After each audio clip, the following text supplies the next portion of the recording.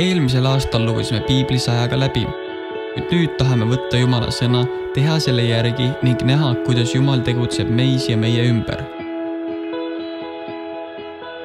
Oleviste koguduse noorte visioon aastal 2014-2015 on lasta Jumala sõnal end tõeliselt muuta. Sel aastal leiame Piiblis 100 väljakutset, mille Jumal oma sõnas meile esitab ning võtame need täiega vastu.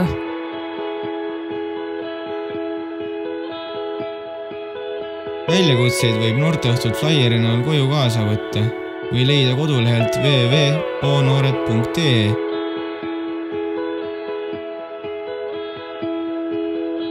Kõiki Jumala väljakutseid võib vastu võtta nii sageli, kui võimalus avaneb.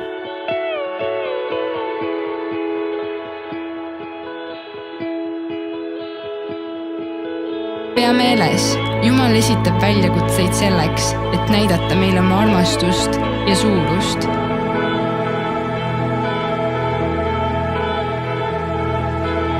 Seepärast ära unusta tunnistada sellest, mida Jumal oma väljakutsete kaudu sinu elus on teinud, sest siis saab Jumal seda teha ka teistele.